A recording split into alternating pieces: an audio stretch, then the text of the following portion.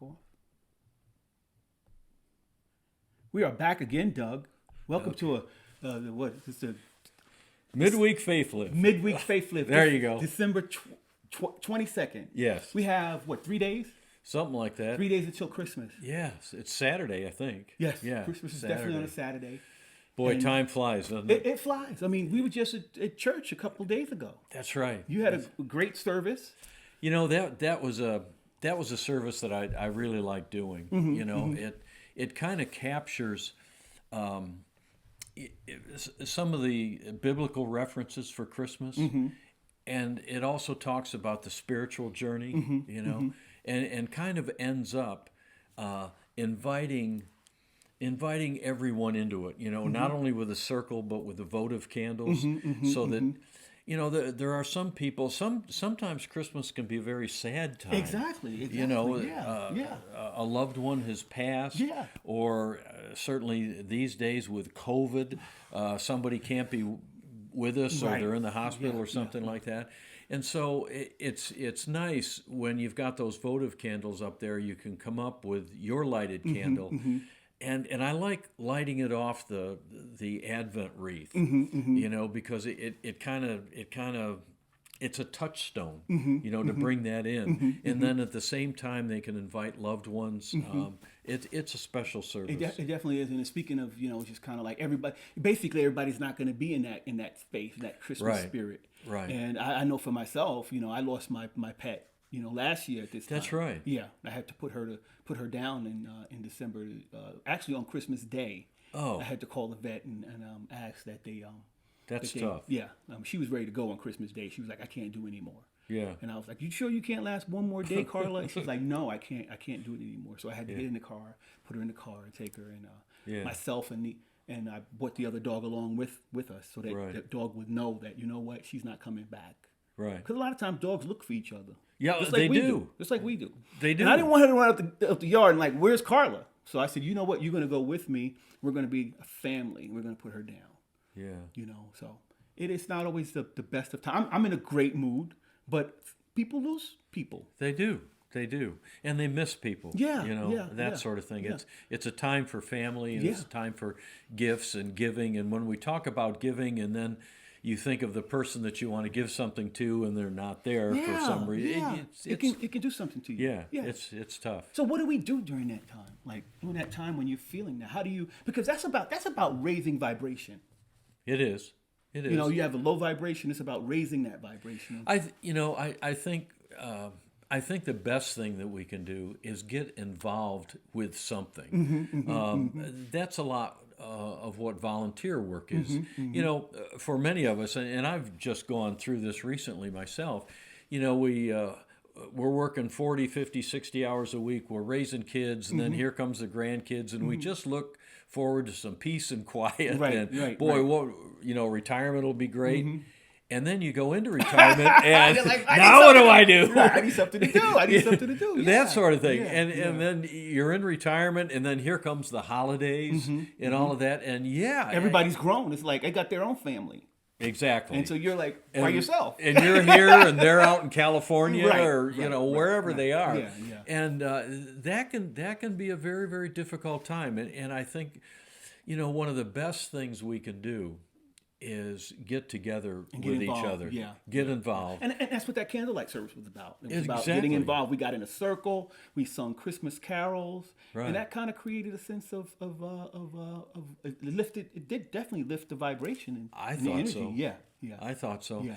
You know, I was kind of doing the service, but, you know, you can feel it in yourself, and then you can feel it in people. Yeah. You know, one thing I can tell you in all the services that I've ever done is that when I step up there to do a prayer, I first have to feel it inside, you know. And Landis is great with putting some music behind that just opens that up. You know, we talk about Landis a lot. Yeah. You know, we talk about him a lot because he's great, and you guys do a really good job together. I tell you, it's like sometimes it reminds me of a Pentecostal kind of church. You know, I mean, we're not Pentecostal, we're Unity of Chattanooga, but sometimes that music can kind of move you. That's the whole idea. It moves you, and I see it moving you, and I see you going up. I mean, you've gotten teary-eyed a couple times. More than once. And especially you got teary-eyed at the service. So your vibration got raised a little bit. Yeah. Not in a negative way, but in a positive way. You know, and I'll tell you that does happen. We talked about that in ministerial school, and you know, one of our instructors looked at us and he said, you know, it's not wrong that happens. Don't feel like that's you know, something out of character or anything. He said, but you need to be able to get through it. Oh, you can't turn into a basket case up there. So. Right.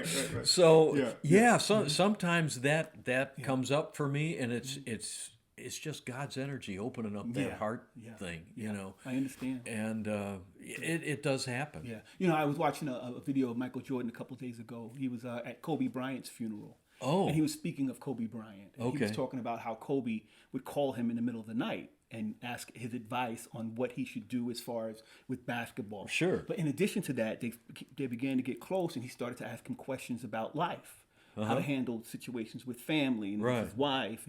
And he said in the beginning, it bugged the shit out of him. You know, he said this at the guy's funeral. It bugged him. He was like, this guy's calling me at, you know, this time in the morning. 2 in the morning or whatever it is. But he said Kobe was just passionate about wanting to learn and be a good man, be a good father, be a good, and he realized, and who better to talk to than Michael Jordan, exactly, you know, who is not only done well in basketball, but has been a role model for you know, a lot of athletes, a lot of people in this country, and continues to be. You know. So he talked about, so basically, you know, Kobe raised made him kind of get to the next level in his life about giving back and being of service, you know. Yeah. So I totally understand that. So we are having a two things that's coming up. We have the burning bowl ceremony. Right, on the 9th. Yeah, that's on the 9th. You're going to be there. Right. And this is I'm going to do it. Yeah, so. you're going to do it. Yeah. Right.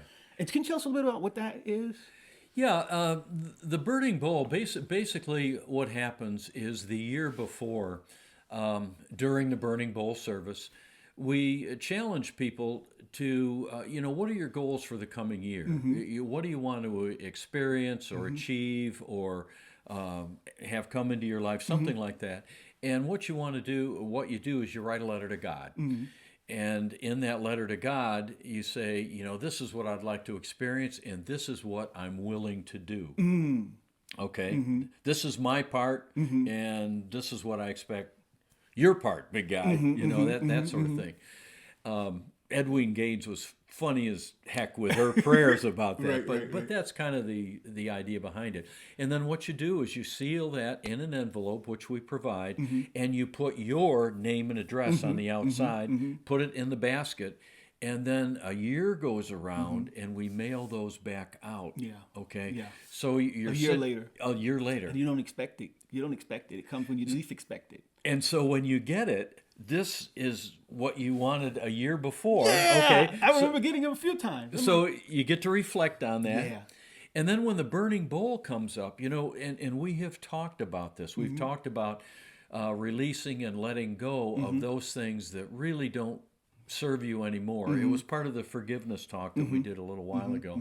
And we're going to touch on that again. And then we hand out flash paper. And the purpose there is you write on the flash paper what you want to release, what you want to let go of, okay? Any blocks or old memories that have come up. And then we have this big silver bowl with sand in it, and there's a candle on the inside. And so what you do is you come up to that, and whatever you want to release on the flash paper, you put it in the bowl, and it goes away. So we're talking about relationships. We're talking about negative thoughts. Exactly. We're talking about anything that we feel is keeping us from moving soaring to a higher level. That's we're right. going to burn it. That's right. You know, we're not bringing any people.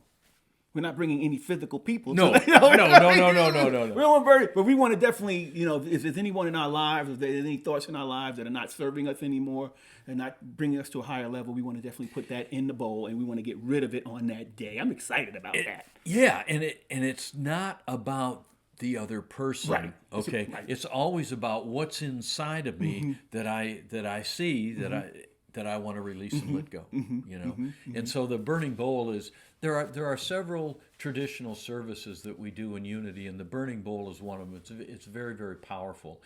The idea here is that you want to the spiritual journey is all about becoming self-aware.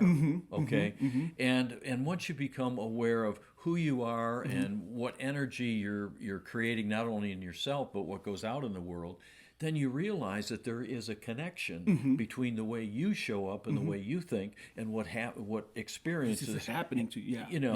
That sort of thing. So it's related. It's related. It's like one to one. Yeah. So the whole idea there is it's a self-awareness exercise, but it's also very, very powerful, and it's an opportunity with everybody else.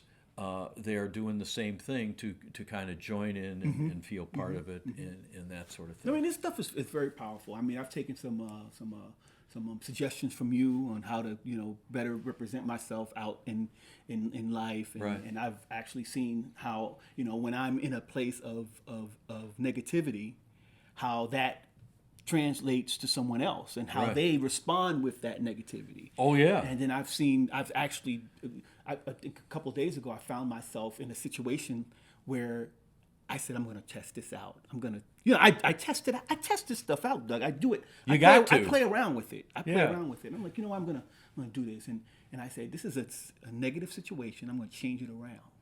And I just put out some positive energy, a couple statements, and it just kind of shifted the whole. Oh yeah, I'm powerful.